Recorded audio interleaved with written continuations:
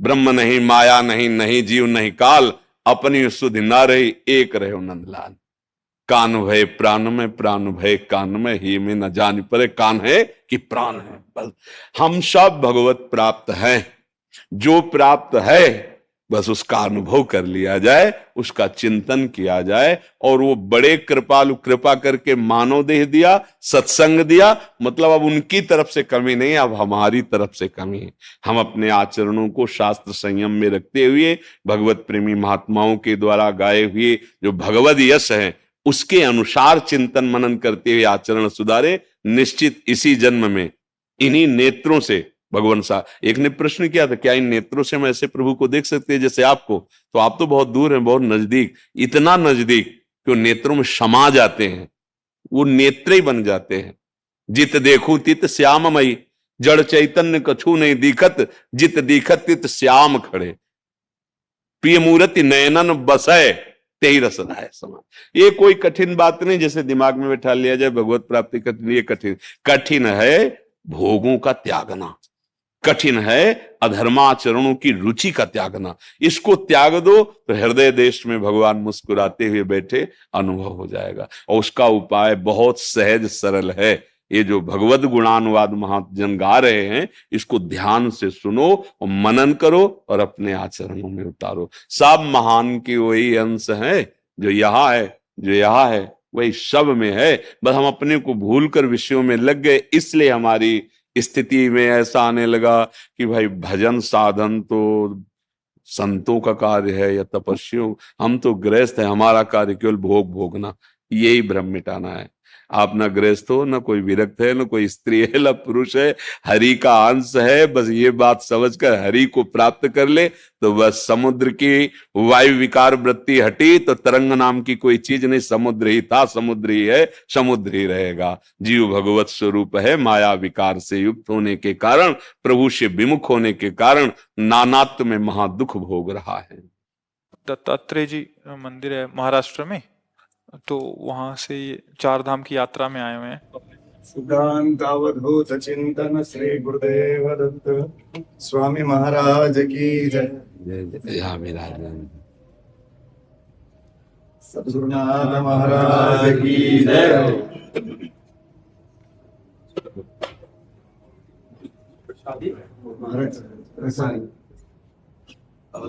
चिंतन श्री गुरुदेव दत्त गोपाल कृष्ण भगवान की जय।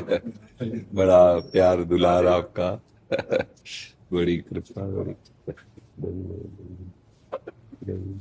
क्या सेवा करें आपसे। महाराज जी दर्शन हो गए बाहर, बस दर्शन की अभिलाषा थी, बाकी कुछ नहीं। बहुत बहुत बहुत दिनों से इच्छा थी। हम पिछली बार भी एकादशी को आए थे, यात्रा गए थे केदारनाथ बद्रीनाथ, उस टाइम दर्शन नहीं।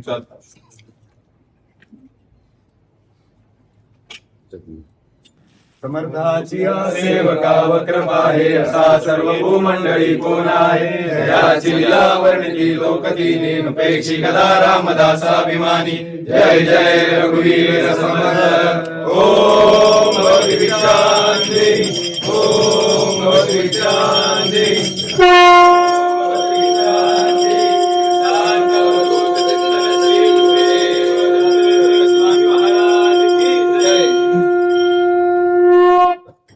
बहुत बहुत परमानंद काल कर एकदम भागवती को वातावरण।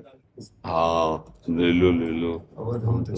श्री गुरुदेव दत्त। अन्नपूर्णे सदा पूर्णे शंकर प्राण वल्लभे, ज्ञान वैराग्य सिद्ध्यर्थम भिक्षां देहि च पार्वती। महाराज पार्वती देवी पिता देवो महेश्वरः, बान्धवाश्च भक्ताश्च स्वदेशो भुवनत्रयम्। स्वदेशो भुवनत्रये, स्वदेशो भुवनत्रये। अवधूत चिंतन श्री गुरुदेव दत्त स्वामी महाराज की जय। सद्गुरुनाथ महाराज की जय। गोपाल कृष्ण भगवान की जय। महाराज जी बहुत बहुत धन्यवाद। बहुत कृपा, बहुत आराम से, आराम से।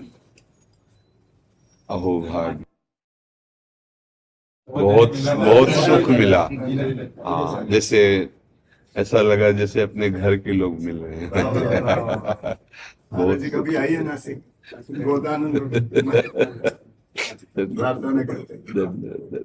दिगंबरा दिगंबरा श्रीपाद वल्लभ दिगंबरा दिगंबरा दिगंबरा श्रीपाद वल्लभ दिगंबरा दिगंबरा दिगंबरा श्रीपाद वल्लभ दिगंबरा दिगंबरा दिगंबरा श्रीपाद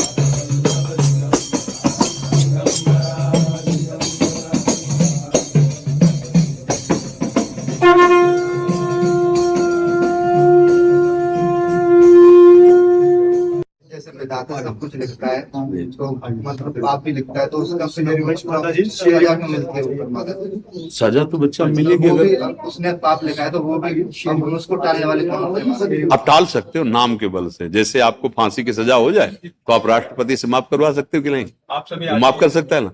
ऐसे अखिल कोटि ब्रह्मांडों के स्वामी भगवान है। यदि आप ऐसा चाहो कि हम अपने पापों को मिटा दें तो भगवान कह रहे ना, आम तो हम सर्व पापी विमुक्त मां सोचा, तो मेरी शरण में आ जा, मेरा स्मरण कर, मैं सारे पाप नष्ट कर दूं।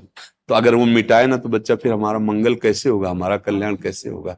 तो इस बात पर विश्वास करो। देखो इस कानून ने भी फांसी दे दी तो राष्ट्रपति क्षमा कर सकता है ना। तो भगवान को तो आप समझते, अखिल कोटि ब्रह्मांडों के स्वामी, वो अगर हमें क्षमा कर दे तो आज हम पवित्र हो जाएंगे, हमें दुख नहीं भोगना पड़ेगा। समझ रहे? गौरव तनेजा जी, रितु राठी जी, राधे राधे महाराज जी, आपके चरणों में प्रणाम। महाराज जी, क्या पति पत्नी का साथ 7 जन्मों का होता है? और अगर पति या पत्नी ये सब बेकार की बात है।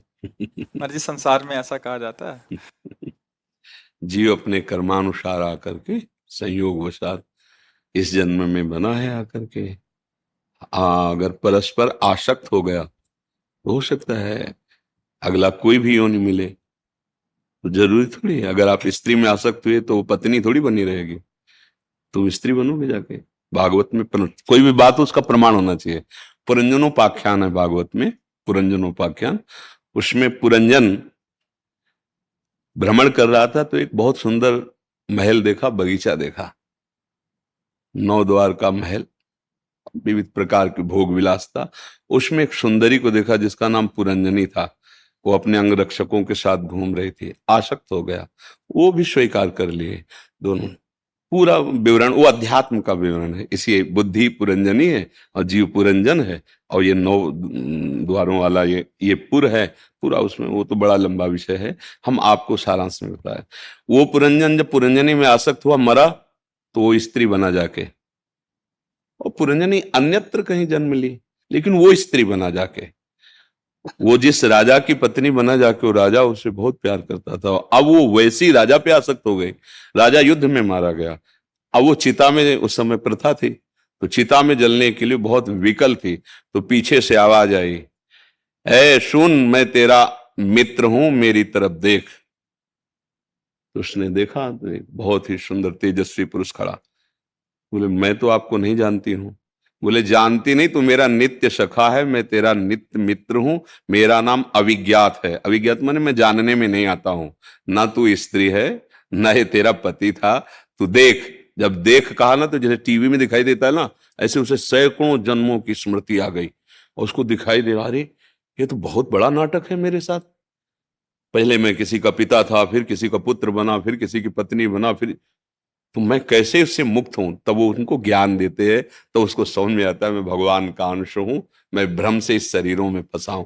तो शास्त्रीय पद्धति के अनुसार ये तो बोले, तो मैं आपका साथ नहीं छोड़ूंगा 7 जन्म तक है। कैसे? जीव अपनी कर्म की गति के अनुसार, अच्छा 7 जन्म तक आप जेल जाओगे, भले हो आपकी पत्नी, आपको उसको जेल में रखने देगी क्या? कि आप बहुत दोनों प्रेमी जोड़ा हो, आपने कसम खाई है कि 7 जन्म तक, और फिर क्या जन्म जन्म तक, ऐसे नहीं कहते? 1 जन्म नहीं 7 जन्म तक, 7 जन्म नहीं तो जन्म वो समझते हम काल को अधीन किए जैसा हम चाहे। यही की जेल में आप बताओ, हमें प्रमाण दो कि आपके द्वारा अपराध बन जाए और आपको कानूनी सजा मिले आपको, तो क्या आपकी पत्नी को आपको साथ रहने में मिलेगा? नहीं मिलेगा ना। पत्नी हत्या कर दे किसी की और वो जेल जाए तो आपको साथ रहने को मिलेगा क्या? तो यही तुम 7 जन्म नहीं निर्वाह कर पा रहे तो आगे क्या बात? बोलो, फेल हुआ ना ये बात 7 जन्म वाली। आगे तो अलग बात, पत्नी अच्छे कर्म कर गई तो स्वर्ग जाएगी, तुम गलत कर्म करोगे तो नरक जाओगे, वो क्या बनेगी, वो क्या, अलग अलग खेल। एक महात्मा में दृष्टांत में बताया था कि एक गांव के परिवार में संत जन आया करते थे, तो पत्नी बड़ी श्रद्धावान थी, वो सत्संग सुना करती थी। पत्नी के ऐसे भाग्य थे कि पति बहुत ही बहिर्मुख, इधर उधर आचरण करने वाला, पत्नी ने तो गुरु बनाया और नाम जप करना ऐसा, और पति तो बार बार प्रार्थना करते कि देखो हमारे गुरुदेव भगवान आते रहते हैं, आप उनसे मंत्र ले लीजिए, बिना भजन का जीवन व्यर्थ का जीवन होता है ऐसा। तो एक दिन कहा ठीक है आज हम गंगा स्नान करने जाएंगे, अपने गुरु जी से कह देना हमें दे दे मंत्र। स्नान करने जा रहे, 4-5 मित्र, कहाँ जा रहे हो? मैं बोलो रोज लगी रहती है गुरु मंत्र ले लोगे तो आज ना। अरे कहा है, जहाँ वो ऐसे बहिर्मुख पुरुषों का संग, फिर उसकी श्रद्धा बदल गई। अरे कौन फंसे, ये नियम वो नियम, इतना जप इतना, ये सब हमसे नहीं होगा। घर आया और पत्नी को डांट लगाई, हमसे नहीं होगा। कुछ दिनों बाद शरीर छूटा। पति में प्रियता होने के कारण वो भजन का वास्तविक लाभ नहीं ले पाई। वो एक राजा की राजकुमारी हुई जाकर के, और उसका पति हाथी हुआ जाकर के। अब वो पशु देह में जब वो राजकुमारी को देखता तब उसको समझ ये मेरी पत्नी है। उसको पत्नी के भजन के प्रभाव से संबंध का बहुत बड़ा लाभ मिलता है। वो तो ये तो राजकुमारी हुई और मैं हाथी के शरीर में हो गया। अब जैसे जैसे नौ किशोर अवस्था हुई, अब वो राजकुमारी का स्वयंवर, तो हाथी ने भोजन छोड़ दिया, खाना पीना छोड़, क्योंकि उसको पता या इतना हमें प्रेम करने वाली पत्नी अब दूसरा कोई वर्ण करेगा। राजा के बहुत वैद्य जो पशु सेवा चिकित्सा वाले थे, उन्होंने बताया बचेगा नहीं, कुछ खा पी नहीं रहा, ऐसा है। राजकुमारी पवित्र दृष्टि के भगवत भजन करने वाली थी, बोले हमें कुछ मिनट के लिए इस एकांत, इस जो हाथी का किशोर है इससे बात करने दीजिए, ये ठीक हो जाएगा बात करने मात्र से। नजदीक गई और कहा भगवत कृपा से, गुरु कृपा से तुम्हारे लिए ही हमारा जन्म हुआ है, क्योंकि तुम भजन नहीं किए। देखो तुम हाथी बने ना, हम किसी और के गले में माला नहीं डालेंगे, आपके ही गले में डालेंगे। पर अब आप जो गुरु मंत्र हमें मिला था वो हम आपको दे रहे हैं। अब चुपचाप जो मंत्र आपको हम सुनाई दे रहे हैं उसका आप जैसे बने तैसे चिंतन करो और भोजन शुरू करो।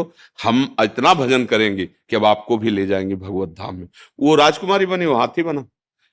पर भजन का फल ये था कि दोनों का पुनः संयोग